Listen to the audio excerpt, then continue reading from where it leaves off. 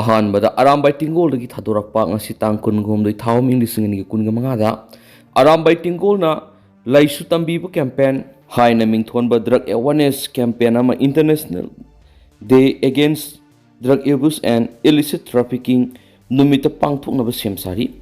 ꯃꯇꯝ ꯈꯔꯒꯤ ꯃꯃꯥꯡꯗꯒꯤ ꯍꯧꯗꯨꯅ ꯔꯤꯍꯦꯕ ꯁꯦꯟꯇꯔꯁꯤꯡꯗ ꯇꯦꯡꯒꯂꯣꯏ ꯀꯌꯥꯅ ꯁꯔꯚꯦ ꯆꯠꯇꯨꯅ ꯗ꯭ꯔꯒ ꯌꯨꯖꯔꯁꯤꯡꯒ ꯋꯥꯔꯤ ꯋꯥꯇꯥꯏ ꯇꯧꯗꯨꯅ ꯗꯇꯥ ꯀꯌꯥ ꯑꯃ ꯀꯂꯦꯛ ꯇꯧꯖꯈꯤ꯫ ꯃꯁꯤꯗꯁꯨ ꯅꯠꯇꯅ ꯑꯣꯟꯂꯥꯏꯟꯒꯤ ꯈꯨꯠꯊꯥꯡꯗ ꯄꯕ꯭ꯂꯤꯛ ꯄꯣꯜ ꯁꯔꯚꯦ ꯑꯃ ꯁꯤꯟꯗꯨꯅ ꯀꯪꯂꯩꯄꯥꯛ ꯃꯅꯤꯄꯨꯔꯗ ꯆꯨꯅꯕ ꯗꯇꯥ ꯑꯃꯁꯨ ꯁꯦꯝꯒꯠꯈꯤ꯫ ꯁꯦꯝꯒꯠꯆꯔꯤꯕ ꯗꯇꯥꯁꯤꯡ ꯑꯁꯤꯗ ꯌꯨꯝꯐꯝ ꯑꯣꯏꯔꯒ ꯏꯟꯇꯔꯅꯦꯁꯅꯦꯜ ꯗꯦ ꯑꯦꯒꯦꯟꯁ ꯗ꯭ꯔꯒ ꯑꯦꯕ꯭ꯌꯨꯁ ꯑꯦꯟड ꯏꯂꯤꯁꯤꯠ ꯇ꯭ꯔꯥꯐꯤꯀꯤꯡ ꯅꯨꯃꯤꯠꯇ ꯌꯥꯝꯅ ꯆꯥꯎꯕ ꯄ꯭ꯔꯣꯒ꯭ꯔꯥꯝ ꯑꯃ ꯄꯥꯡꯊꯣꯛꯇꯨꯅ ꯂꯩꯁꯨ ꯇꯝꯕꯤꯕ ꯀꯦꯝꯄꯦꯟ ꯑꯁꯤ ꯂꯣꯟꯆ ꯇꯧꯅꯕ ꯁꯦꯝ ꯁꯥꯕ ꯂꯣꯏꯖꯔꯤ꯫ ꯍꯥꯏꯔꯤꯕ ꯏꯟꯇꯔꯅꯦꯁꯅꯦꯜ ꯗꯦ ꯑꯦꯒꯦꯟꯁ ꯗ꯭ꯔꯒ ꯑꯦꯕ꯭ꯌꯨꯁ ꯑꯦꯟड ꯏꯂꯤꯁꯤꯠ ꯇ꯭ꯔꯥꯐꯤꯀꯤꯡ ꯅꯨꯃꯤꯠ ꯑꯁꯤꯗ ꯄꯥꯡꯊꯣꯛꯀꯗꯧꯔꯤꯕ ꯄ꯭ꯔꯣꯒ꯭ꯔꯥꯝ ꯑꯁꯤꯒꯤ ꯃꯅꯨꯡꯆꯟꯅ ꯑꯦꯇꯤꯅ ꯐꯒꯠꯈꯤꯕ ꯗ꯭ꯔꯒ ꯃꯆꯤꯠꯁꯤꯡ ꯑꯗꯨꯁꯨ ꯌꯥꯝ ꯆꯥꯎꯅ ꯗꯤꯁꯄꯣꯖ ꯇꯧꯕꯒꯤ ꯄ꯭ꯔꯣꯒ꯭ꯔꯥꯝ ꯑꯃ ꯍꯥꯞꯆꯔꯤ꯫ ꯍꯥꯏꯔꯤꯕ ꯋꯥꯐꯝꯁꯤꯡ ꯑꯁꯤꯒ ꯃꯔꯤ ꯂꯩꯅꯅ ꯗꯤꯁꯄꯣꯖ ꯇꯧꯅꯕ ꯊꯝꯕ ꯗ꯭ꯔꯒ ꯈꯔ ꯈꯨꯔꯥꯏꯗ ꯊꯣꯛꯈꯤꯕ ꯊꯧꯗꯣꯛ ꯑꯃꯗ ꯀꯝꯕꯥꯏꯟ ꯐꯣꯔꯁꯁꯤꯡꯅ ꯌꯨꯅꯤꯠꯇꯒꯤ ꯄꯨꯗꯨꯅ ꯆꯠꯈꯤꯕꯒꯤ ꯊꯧꯗꯣꯛ ꯂꯩꯈ꯭ꯔꯦ꯫ Control room operator Arambai Tenggol GSQ ꯂꯩꯁ꯭ꯔꯝ ꯔꯣꯕꯥꯁꯅ ꯁꯥꯏꯟ ꯇꯧꯗꯨꯅ ꯊꯣꯛꯂꯛꯂꯤ꯫ ꯑꯍꯥꯟꯕꯗ ꯀꯣꯡꯄꯥꯜꯗ ꯈꯠꯅ ꯆꯩꯅꯕꯒꯤ ꯊꯧꯗꯣꯛꯇ ꯄꯥꯝꯕꯩꯅ ꯂꯨꯆꯤꯡꯕ UNLFꯀꯤ ꯀꯦꯗꯔ 3 ꯁꯣꯛꯂꯤ꯫ ꯅꯥꯀꯜ ꯑꯅꯤꯃꯛꯇꯒꯤ ꯅꯣꯡꯃꯩ ꯃꯔꯨ ꯈꯔ ꯀꯥꯞꯄꯒꯤ ꯔꯤꯄꯣꯔꯠ ꯐꯪꯂꯦ ꯍꯥꯏꯕ ꯄꯨꯂꯤꯁꯀꯤ ꯋꯥꯐꯝ ꯃꯌꯥꯝꯅ ꯊꯝꯖꯔꯤ꯫ ꯉꯔꯥꯡ ꯅꯨꯃꯤꯗꯥꯡ ꯃꯅꯤꯄꯨꯔ ꯄꯨꯂꯤꯁ ꯀꯟꯇ꯭ꯔꯣꯜ ꯔꯨꯝꯗꯒꯤ ꯊꯣꯛꯄ ꯆꯤꯔꯣꯜ ꯑꯃꯅ ꯍꯥꯏꯕꯗ ꯉꯔꯥꯡ ꯑꯔꯥꯝꯕꯥꯏ ꯇꯤꯡꯒꯣꯜꯒꯤ ꯃꯤꯑꯣꯏꯁꯤꯡꯅ ꯆꯤꯡꯅꯕꯁꯤꯡꯒꯤ ꯃꯤꯑꯣꯏ 15 ꯀꯨꯟꯂꯣꯝꯅ ꯀꯣꯡꯄꯥꯜ ꯊꯣꯡ ꯃꯔꯥꯒꯤ ꯀꯣꯡꯄꯥꯜ ꯆꯤꯉꯥꯡꯕꯝ ꯂꯩꯀꯥꯏꯗ ꯂꯩꯕ ꯄꯥꯝꯕꯩꯅ ꯂꯨꯆꯤꯡꯕ UNLFꯀꯤ ꯊꯧꯃꯤꯅꯤ ꯍꯥꯏꯕ ꯏꯔꯦꯡꯕꯝ ꯅꯟꯗꯀꯨꯃꯥꯔ ꯑꯦꯂꯥꯏꯁ ꯇꯣꯟꯁꯅꯥꯁꯤ 53ꯀꯤ ꯌꯨꯝꯗ ꯆꯪꯁꯤꯜꯂꯛꯄꯗꯒꯤ ꯅꯥꯀꯜ ꯑꯅꯤꯒꯤ ꯃꯔꯛꯇ ꯈꯠꯅ ꯆꯩꯅꯕ ꯊꯣꯛꯈ꯭ꯔꯦ꯫ ꯊꯧꯗꯣꯛ ꯑꯁꯤꯗ ꯄꯥꯝꯕꯩꯅ ꯂꯨꯆꯤꯡꯕ UNLFꯀꯤ ꯀꯦꯗꯔ 3 ꯆꯩꯅ ꯆꯤꯡꯕꯅ ꯄꯥꯟꯕ ꯌꯥꯎꯅ ꯁꯣꯛꯈꯤ ꯑꯗꯨꯒ ꯅꯥꯀꯜ ꯑꯅꯤꯃꯛꯇꯒꯤ ꯅꯣꯡꯃꯩ ꯃꯔꯨ ꯈꯔ ꯀꯥꯞꯈꯤꯕꯒꯤ ꯔꯤꯄꯣꯔꯠꯁꯨ ꯐꯪꯂꯦ ꯍꯥꯏꯔꯤ꯫ ꯈꯨꯗꯛꯇ ꯊꯧꯗꯣꯛ ꯊꯣꯛꯐꯝꯗ ꯁꯦꯀ꯭ꯌꯨꯔꯤꯇꯤ ꯐꯣꯔꯁꯁꯤꯡ ꯆꯪꯁꯤꯟꯈꯤ꯫ ꯂꯧꯍꯧꯂꯕꯁꯤꯒꯤ ꯀꯦꯗꯔ 3 ꯗꯤꯇꯦꯟ ꯇꯧꯔꯒ ꯂꯥꯌꯦꯡꯅꯕꯒꯤꯗꯃꯛ ꯍꯣꯁꯄꯤꯇꯥꯜꯗ ꯄꯨꯈꯤ꯫ ꯃꯈꯣꯏ ꯈꯨꯗꯣꯡꯊꯤꯕꯒꯤ ꯋꯥꯡꯃꯗ ꯂꯩꯔꯦ ꯑꯃꯁꯨꯡ ꯃꯈꯣꯏꯗ ꯁꯣꯛꯂꯤꯕꯁꯤ ꯅꯣꯡꯃꯩ ꯃꯔꯨꯅ ꯆꯤꯡꯕꯅ ꯅꯠꯇꯦ ꯍꯥꯏꯅꯁꯨ ꯐꯣꯡꯗꯣꯛꯂꯤ꯫ ꯃꯈꯥ ꯇꯥꯅ ꯑꯔꯥꯝꯕꯥꯏ ꯇꯤꯡꯒꯣꯜ ꯌꯨꯅꯤꯠ 17 ꯈꯨꯔꯥꯏꯒꯤ ꯑꯣꯐꯤꯁꯇ ꯔꯦꯗ ꯆꯠꯊꯕꯗ hunting boot 3, 4-wheeler 3, BP helmet 1, BP jacket 2, ꯆꯤꯡꯅꯕ ꯒ꯭ꯔꯥꯝ 15 ꯔꯣꯝ camouflage bag 1, rifle sling 5, tacticals belt 3, BP plate 9, ꯐꯥꯏꯕꯔꯒꯤ BP ꯄ꯭ꯂꯦꯠ 2, ꯍꯣꯜꯁꯇꯥꯔ 2 ꯑꯃꯁꯨꯡ mobile phone 1, magazine pouch 1, wireless handset 3, charger 3, tear gas smoke shell 1, ꯏꯟꯁꯁꯀꯤ ꯕꯦꯌꯣꯅꯦꯠ 1, .303 ꯔꯥꯏꯐꯜꯒꯤ ꯕꯦꯌꯣꯅꯦꯠ 2, ꯊꯥꯡꯁꯥꯡ 2, ꯁ꯭ꯇꯦꯂꯤꯌꯟ box 2, ꯅꯤ ꯀꯦꯞ pair 2, magazine pouch 1, ꯑꯦꯇꯨ unit ꯑꯁꯤꯒꯤ banner boat 3, ꯀꯦꯃꯣꯐ꯭ꯂꯦꯛꯁ T-shirt 9, ꯀꯦꯃꯣꯐ꯭ꯂꯦꯛ ꯈꯣꯡꯒ꯭ꯔꯥꯎ 3, military jacket 3 ꯁꯤꯖꯤꯟꯅꯈ꯭ꯔꯕ ꯀꯥꯔꯇꯤꯁ 103, ꯅꯣꯡꯃꯩ ꯃꯔꯨ ꯑꯃꯁꯨꯡ dairy ꯆꯦ ꯆꯥꯡ ꯑꯃꯗꯤ ꯂꯦꯇꯔ ꯍꯦꯠꯅꯆꯤꯡꯕ ꯗꯣꯀꯨꯃꯦꯟꯠꯁꯤꯡ ꯔꯤꯀꯣꯚꯔ ꯇꯧꯔꯦ ꯍꯥꯏꯔꯤ꯫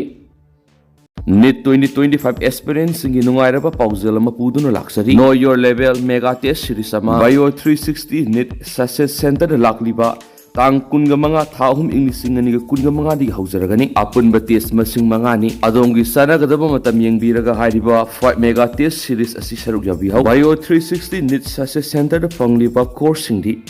NEET regular course, revision course test ꯁꯤꯔꯤꯁꯅꯤ, ꯂꯤꯃꯤꯇꯦꯗ ꯁꯤꯠꯅꯤ, ꯁꯨꯞꯅꯒꯤ ꯂꯨꯄꯥ 500 ꯈꯛꯇꯪ ꯊꯤꯕꯤꯔꯒ ꯍꯥꯏꯔꯤꯕ ꯀꯥꯟꯅꯕꯁꯤꯡ ꯑꯁꯤ ꯂꯧꯕꯤꯍꯧ꯫ ꯍꯧꯖꯤꯛꯃꯛ ꯄꯥꯎ ꯐꯥꯎꯕꯤꯔꯛꯎ꯫ Bio 360 NEET success centre. ꯑꯩꯈꯣꯏꯒꯤ ꯑꯦꯗ꯭ꯔꯦꯁꯇꯤ ꯍꯣꯗꯥꯝ ꯂꯩꯔꯛ ꯃꯆꯤꯟ opposite Keishampat oil pump near Comet tutorial airport ꯔꯣꯗꯅꯤ꯫ Contact number 8575587677ꯅꯤ꯫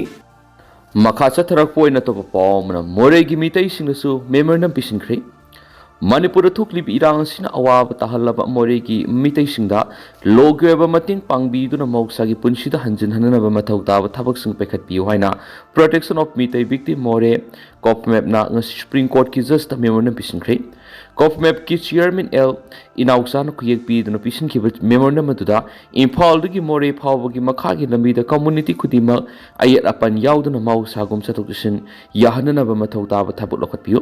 ꯃꯣꯔꯦꯒꯤ ꯇꯣꯉꯥꯟ ꯇꯣꯉꯥꯟꯕ ꯃꯐꯝꯁꯤꯡꯗꯒꯤ ꯂꯥꯟꯖꯦꯟꯅꯗꯨꯅ ꯂꯩꯔꯤꯕ ꯃꯤꯇꯩꯁꯤꯡ ꯃꯁꯥꯒꯤ ꯃꯌꯨꯝꯗ ꯑꯃꯨꯛ ꯍꯟꯅ ꯈꯨꯟꯗꯥ ꯂꯩꯇꯥꯍꯟꯗꯨꯅ ꯍꯥꯟꯅ ꯁꯨꯖꯔꯝꯕ ꯃꯁꯥ ꯃꯁꯥꯒꯤ ꯊꯕꯛꯁꯤꯡ ꯑꯃꯨꯛ ꯍꯟꯅ ꯁꯨꯕ ꯌꯥꯅꯅꯕ ꯊꯧꯔꯥꯡ ꯂꯧꯈꯠꯂꯨ꯫ ꯏꯔꯥꯡ ꯃꯅꯨꯡꯗ ꯃꯥꯡ ꯇꯥꯛꯈ꯭ꯔꯕ ꯂꯟ ꯊꯨꯝꯁꯤꯡꯒꯤ ꯃꯇꯤꯛ ꯆꯥꯕ ꯀꯝꯄꯦꯟꯁꯦꯁꯟ ꯄꯤꯍꯟꯅꯅꯕ ꯃꯔꯤ ꯂꯩꯅꯕ ꯁ꯭ꯇꯦꯠ ꯑꯃꯗꯤ ꯁꯦꯟꯇ꯭ꯔꯦꯜ ꯒꯣꯚꯔꯟꯃꯦꯟꯠꯀꯤ ꯑꯣꯊꯣꯔꯤꯇꯤꯁꯤꯡꯗ ꯄꯥꯎꯇꯥꯛ ꯄꯤꯌꯨ꯫ ꯃꯤꯇꯩꯁꯤꯡꯅ ꯍꯥꯟꯅ ꯁꯨꯖꯔꯝꯕ ꯃꯁꯥꯒꯤ ꯊꯕꯛꯁꯤꯡ ꯑꯃꯨꯛ ꯍꯟꯅ ꯁꯨꯕ ꯌꯥꯅꯕꯒꯤꯗꯃꯛ ꯀꯝꯄꯦꯟꯁꯦꯁꯟ ꯄꯤꯍꯟꯅꯅꯕ ꯃꯔꯤ ꯂꯩꯅꯕ ꯑꯣꯊꯣꯔꯤꯇꯤꯗ ꯄꯥꯎꯇꯥꯛ ꯄꯤꯌꯨ꯫ ꯃꯣꯔꯦꯒꯤ ꯃꯤꯇꯩꯁꯤꯡꯒꯤ ꯃꯌꯨꯝ ꯃꯩꯀꯩ ꯂꯟ ꯊꯨꯝ ꯉꯥꯛꯄꯤ ꯁꯦꯟꯕꯤꯅꯕ ꯃꯇꯤꯛ ꯆꯥꯕ ꯁꯦꯀ꯭ꯌꯨꯔꯤꯇꯤ ꯊꯝꯕꯤꯌꯨ꯫ Community khudingmakki mara leijadraba misam miyam ngakpi senbinaba palel amadi Moreh anigi marakta kilometer 3 khudingi central amadi state forcing mathau taholo amadi Moreh town da IRB battalion ama thambiyo haibo wakat sing yauri amaromdana list dagi kakhat kraba ITP sing lambi da thulaktuna khongjang sangsilakadori numit mangani phawbagi manungda lengana thabak paikhalaktrabadi relief camp dagi maming kakhlakraba kangsupta leiba panchayat gard leiriba inmate singna lambi da thulaktuna akan makhongjang sangsinba horagani haina panchayat gard amadi lanai sanglen singna sangjafam lawduna leirakliba ITP singna thamlaki ngasi Imphal West district ki manung saliba kangsupta leiba panchayat gard amadi salai gi sanglen da leiriba imung kunthra henmana sharuk yaduna pangthokiba pawgi mifamda inmate angom Dejendrona Fungdokibadi Magna Makata Araduna Mayumda Hanjanba Yadana Relief Camp the Lady be Imun Kuntrarum Relief Camp the Yamuk Kaktalaga Kaktalakpa Havishi Lebativini Min Kaktalakpa Sina Mapamasi the Lady by Miam the Yamna Kunung Saraba Munali Relief Camp Mamagi Pang Pam Tokpa Satung Supangdre Madi Hana Kara Pirambasu Rushilakadori House Mapamasi the Lady be inmates Sinkari Pum the Legadori Hapangamdri Relief camp dagi ming kaktalakpa asigi sapsaba maram khangmu pami lana sina hek horakpadigi kangsuki panchayat gar gi relief camp da leibani adubo ikhang khangawdana koki singna drone bombing torakpada leiba yadabadigi phayang high school da leramani dubo mafam aduda seat capacity sandabadigi panchayat gar amti lanai relief camp da lerakani inspection lakpada relief camp da leramdabigi ming kaktalakpa asina takpadi isagi yumda hanjinba yare haibaga samanai Maram aduna Manipur gi Governor Chief Secretary ne isagi mafamda sango hairagadi order ama thokpiro sanglage natragana security matik sana thambiba mati Manipur bu thukwaiba pamliba koki khulai paiba singa amuhana mitei khulu landa haloi haibigi thajaba piyo hain akanba wafam thamki Relief camp dagi ming kaktalakpa asiga mari lainana haukiba March 19 da mari lainaba singda Kakpidana ba memorandum pisinduna khangikhib lekre adubo kariguma pakhum amata piraktabana miyamna samamnaba amadi adumak phawali maram aduna ngasidagi horaga numit mangani phawbagi manungda mari lainaba singna thabak paikhalaktrabadi relief camp asida lairibi inmesingna lambi da thulaktuna akan makhongjang sangshalaganaki Mana makhatara dun hai Manipura thuklibi irang asina maram oiduna kangsupki akoibida leibi yung kaya mai thakre Yung kaya amana koki singna kaptharakpa nongmay amadi bomb singna kaptharakpa digi ate akai thokpa amadi leibi yadabadigi Phayang High School da hangliba relief camp da lainaba salakibani adubo Phayang gi relief camp adu laifam chandabadigi panchayat gard lerakhi matam adu lengaki Maikei digi internally displacement persons sing the people kutong saba sing adu phangba loinana lal loidaba maramna mayumda hanjinba yadabadigi mafam sing asida lerakibani hadai khang khawdana kudong thiba mayuk nariba Phayang High School leiriba imung singdi relief camp da leiri aduna maming kakhidi adubo Phayang gi relief camp da leifam chandabadigi panchayat gar amadi masiga thangnariba salai gi farm house da lerakhiba imung kunthra rom henbadi karigum amata khangalamdana relief camp da leiribadu kakhat pirakhibani masina awab kaya nangdun relief camp da leiriba miyoising asi relief camp dagi amuk kakhat pirakpa asina kadai da leyu hayribano lami sorok thoktuna Pidola bamugum laigadori branatragana laivaki phamnaiba officer singi mayumda changchinduna leisilo haribra asiguma thawong asina nungaitaba kya pakoli mamang da lengana sakhangduna IDP sing asida sapmanana khudong saba pibaga loinana awara passing gingbiramani dubo handak satharakli ba thawong asina warawa pokli kangsupki akoibada kokina nongmai kap thaloi makhoi loina takhaige choklaga Lady Yumsing Samson Biraga relief camp da Lairanu Hairagadi Hara Harok Sasaki Madus Natana relief camp the gi Kaktalak Pasidi Shikro Haivaga Mani Atu Mari Lenavasingna Miyang Sangduna Mayum Sang Bayadri Papa relief camps in the Lehan Biwaki relief camp the lady be Imun Kuntra Rom Henba Kaktalak Pasigi Matanga Kaktatpina Imphal West ki DC da Kangan Baslekre Adubungasi Papa Kariguma Taba Mata Pakat Pidana lady relief camp the lady Yararoi Hairagadi Koki singna sathariba irang loisindana lairiba si loisin hanmaga loinana kangsupki akoibda lairiba ate akai thokriba yum singadu ningthina semjin biu mayumda leijaragi madunatini irang loisilabagum relief camp da laibi yararoi hairakpa si waringai serakti hena awaba piri kangsupki akoibda state amadi central forcing leisilabani masina irang loire haigadoribra athubada makhoi relief camp dagi laukthokliba du handokhu sufam nompham leitana sel thoktana kangaw naringe marasida hiena awaba hapa tokpiu haibo thamladuna Manipur gi Chief Secretary Imphal West DC yauna mari lenabasingda miyeng sangbiu natrabadi inmate-singna akanba khongjang changsilakani haikhenasu pausda makhatana phongdorakli amaromdana hairokta World Water Day gi thoram pangthokri Public Health Engineering Department Government of Manipur amadi Eco Network Manipur ani punna kusamnaduna Glacier Preservation haiba theme the World Water Day thoram hairokpat to litana leba Singdompok High School pangthokri thoram aduga mari lainana Director CCDU PHED Manipur KS Linana haikibada tungkoiba mongda ising sisinaba yanaba Sustainability Management of Water haibasi yam darkar oire haibasi akhoi ngasidagi khangminaduna ising likna sizinabigi hainabi lehenduna water scarcity tholakadaba water crisis lakadaba kayadagi kalasi